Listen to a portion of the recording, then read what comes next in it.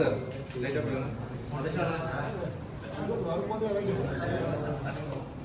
எதிர்பார்க்குற எந்த மனம் இல்லை, நான் எதிர்பார்க்கவே இல்லை. இப்போ இல்லை இப்போ இல்லை.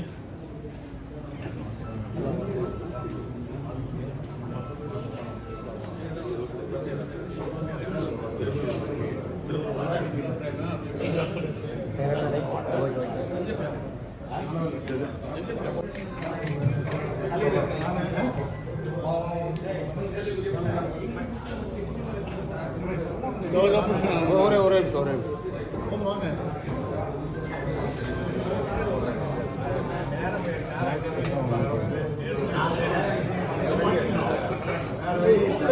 என்ன சார் கடிதம் கொடுத்துருக்கீங்க? அவங்க என்ஆர் காங்கிரஸ் சட்டமன்ற உறுப்பினர்கள் சேர்ந்து நம்முடைய சட்டப்பேரவைத் தலைவரிடத்தில் சட்டசபையை கூட்ட வேண்டும் என்று கடிதம் கொடுத்திருக்கிறோம்.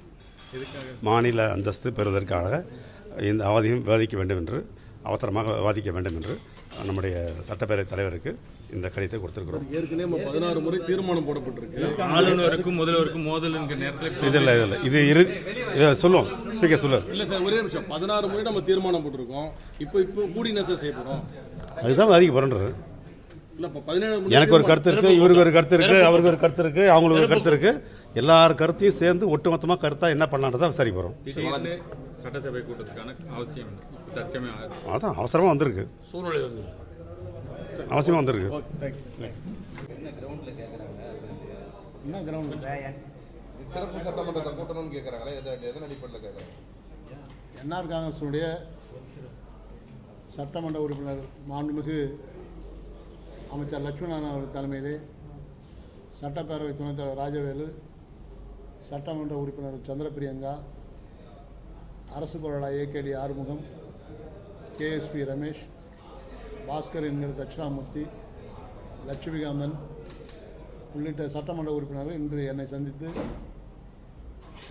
புதுச்சேரி மாநில மக்களுக்கு தேவையான அத்தனை உதவிகள் மற்றும் மாநில மக்களால் தேர்ந்தெடுக்கப்பட்ட பிரதிநிதிகளுக்கு அங்கீகாரம் வேண்டும் என்ற நிலைப்பாட்டில் உடனடியாக சிறப்பு சட்டமன்றத்தை கூட்ட வேண்டும் என்று வேண்டுகோள் வைத்துள்ளனர். அந்த வேண்டுகோளை ஏற்று, வேண்டுகோள் மட்டுமல்ல, சட்டப்பேரவையில் புதுச்சேரி மாநிலத்திற்கு மாநில அந்தஸ்து உடனடியாக பெற வேண்டும் என்ற கோரிக்கையும் வைத்து சிறப்பு சட்டமன்றத்தை கூட்ட வேண்டும் என்று கோரிக்கை வைத்துள்ளனர். இது சம்பந்தமாக அனைத்து சட்டமன்ற உறுப்பினர்களும் கையெழுத்திட்டு இன்றைக்கு கடிதம் என்னிடம் வழங்கியுள்ளனர். இது சம்பந்தமாக மாநில முதலமைச்சர் திரு என்ஆரிடம் கலந்து ஆலோசனை செய்து உடனடியாக சட்டப்பேரவை கூட்டுவதற்கான வாய்ப்பை ஏற்படுத்தி தருவதாக உறுதியளித்துள்ளேன். இது சம்பந்தமாக மாண்புமிகு முதலமைச்சர் அவர்களை சந்தித்து விரைவில் முடிவெடுக்கும். இந்த ஒரு காலகட்டம் இருக்கு சார், ஒரு வாரத்துக்குள்ள அப்படின்னு இருக்கு. அது முதலமைச்சர் சந்தித்த பின்பு தான். முதலமைச்சர் என்னைக்கு தேதி சொல்றாரோ அன்னைக்கு உடனே கூட்டு. 16 முறைகள் தீர்மானம் போடுறோம். அதுக்கு என்ன நடந்துற போகுது? அவங்க என்ன, இது சிறப்பு இந்த கூட்டத்தொடரில் அனைத்து சட்டமன்ற உறுப்பினரும் ஒருமித்த குரலாக ஓங்கி உழைத்து இதை மத்திய அரசு கவனத்தை ஈர்க்கின்ற வகையில் இது ஒரு சிறப்பு சட்டமன்றத்தை இதுக்காக மட்டும் கூட்டணும்னு கோரிக்கை வைத்திருக்காங்க. அதை முதலமைச்சரோடு கலந்து பேசி உடனடியாக கூட்டணும். நீங்கள் சபாநாயகர் வந்த பிறகு 2 தீர்மானம் போட்டிருக்கீங்க. 2 தான் இல்லை 13வது தலை அனுப்பும்போது அதுக்கு ஸ்டேட்டஸ் கோ மெயின்டைன் பண்ணப்படுறாங்க. இப்போ அனைத்து தீர்மானத்துக்கு இன்னும் எந்த பதிலும் வரல. இருந்தாலும் இன்றைக்கு என்ஆர் காங்கிரஸ் கட்சியுடைய கூட்டணி கட்சி தலைவர் என்கிற முறையில் அவங்க அந்த சட்டமன்ற உறுப்பினர்லாம் இன்றைக்கி மனு கொடுத்துருக்காங்க. அதை பரிசீலனை செய்து முதல்வரிடம் அனுமதி பெற்று உடனடியாக சட்டப்பேரவை புது தீர்மானம் போடாமல் ஏற்கனவே உள்ள தீர்மானத்துக்கு போய் ஏற்கனவே இப்போ சென்ற தீர்மானத்துக்கு இன்னும் மத்திய அரசு எந்த பதிலும் வரல. இல்லை, அதை வலியுறுத்த வேண்டியதானே அது. ஆனால் இவங்க சிறப்பு சட்டமன்றத்தை கூட்டணுன்றாங்க. இதற்காக மட்டும் அது ஒவ்வொரு தீர்மானம் சட்டப்பேரவை நிதிநிலை அறிக்கையின் போது கடைசி அன்னைக்கு தாக்கல் பண்ணுறோம்.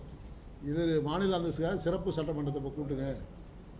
அது முதல் முறையாக ஒரு கோரிக்கை வச்சிருக்காங்க. முதல்வருக்கும் துணைநிலை ஆளுநருக்கும் மோதல் போக்கு நிலை வரும் சூழல்ல இது மாநில அந்தஸ்து கேட்பது ஒரு அதை திசை திருப்புற மாதிரி இருக்குது. அந்த மோதலை வெளியே தெரியாம மறைக்கும் விதமாக இருக்குது போல. அதாவது நிர்வாகத்தில் வந்து சிறு சிறு குளறுபடிகளும் அது சரி பண்ணி கொண்டு போவோம். தமிழ் முதலமைச்சர் அவர்களும் துணைநிலை ஆளுநரும் அது சரியான நோக்கத்தில் கொண்டு போகிறாங்க. ஒன்றும் பிரச்சனை இல்லை, பார்த்துக்கோங்க.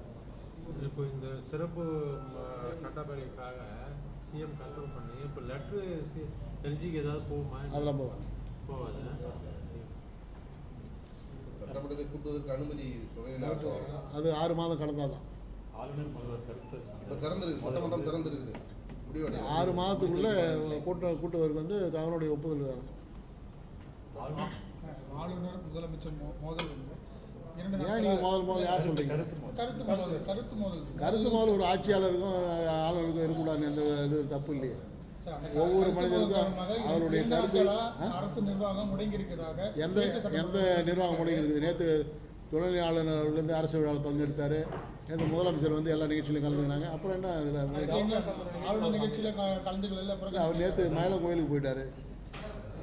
துறை அமைச்சரும் அந்த விழாவில் கலந்துக்கிறார். துறை அமைச்சரும் இல்லையே, ஊரில் இருந்தால் கலந்துக்கிட்டார். ஊரில் இல்லையே. தன்னுடைய துறை சார்ந்த இயக்குனர் வந்து நியமிக்க முடியல. மற்ற நேரடியாக வந்து துணைநிலை ஆளுநர் வந்து தலையிட்டு அதை வந்து நியமனம் பண்ணியிருக்காரு. இது வந்து அவருக்கு வந்து அதிருப்தியை ஏற்படுத்தியிருக்குது அப்படின்னு சொல்லிட்டு தான் வந்து ஒரு முதலமைச்சர் அது மாதிரி ஸ்டேட்மெண்ட் கொடுத்துருக்காரா? இல்லை, காலை முதல் சட்டமன்றத்துக்கு முதல்வர் வரல. யாரும் மறுக்கல. காலையில் என்னைக்கு சொல்கிறீங்க? இன்று காலை இன்னைக்கு காலையா? தினமும் சட்டமன்றத்துக்கு வரும்போது இன்று காலையிலேருந்து வர வேண்டும். அதுக்காக டெய்லி வர வேண்டாம், இன்னைக்கு வர அவர் இது நான் முதலமைச்சர் சந்திப்பது என்பது புதிதாக சந்திப்பதில்லை. உங்களுக்கு தெரியும். மாநில அந்தஸ்துக்காக ஒரு சின்ன சின்ன கட்சிகள் அமைப்புகளுமே டெல்லி போயிட்டாங்க. ஏன் முதலமைச்சர் போக மாட்டார் டெல்லிக்கு? பிரதமர் பல முறை கூப்பிட்டுருக்காரு. அது சம்மந்தமாக முதலமைச்சரோட ஆலோசனை பண்ணி சொல்ல ஒன்று இல்லை. அவர் ஆட்சி போகிறதுக்கான முயற்சி எடுக்கிறோம். கண்டிப்பாக வருவார். இப்போ இந்த சிறப்பு சட்டமன்ற தீர்மானம் நிறைவேற்றி நம்ம டெல்லிக்கு போகிறதுக்கு கண்டிப்பாக முதல்வரோடு அனைத்து சட்டமன்றங்களும் செல்வதற்கான வாய்ப்பு இருக்கு. இல்லை, இந்த துணைநிலை ஆளுநர் முதல்வர் அந்த ஆட்சிக்கு ஆபத்து இருக்குதா? எந்த ஆபத்தும் இல்லை. என்டிஏ கவர்மெண்ட் தனது 5 ஆண்டு கால பதவியை முழுவதுமாக பூர்த்தி செய்யும். அதில் எவ்வித மாற்று கருத்தும் இல்லை. சட்டமன்ற உறுப்பினர் தர்ணா பண்ணிட்டு இருக்காரு. உங்க கவனத்துக்கு வந்ததா? என்கிட்ட யாரும் சொல்லிங்க. தெரியாது. கருத்து முதல்ல இல்லைன்ட்டு அப்புறம் கருத்து முதல் நீங்கள் சொன்னீங்கன்னு அர்த்தம். கருத்து முதல்ல அது மாதிரி இருந்தால் கண்டிப்பாக அவங்கள்ட்ட சொல்கிறோம். வேற என்ன வலியுறுத்தினா சார் எம்எல்ஏக்கு? நான் சிறப்பு சட்டமன்றத்தை கூட்டணும்னு தான் சொல்லியிருக்கேன். வேற எந்த கோரிக்கை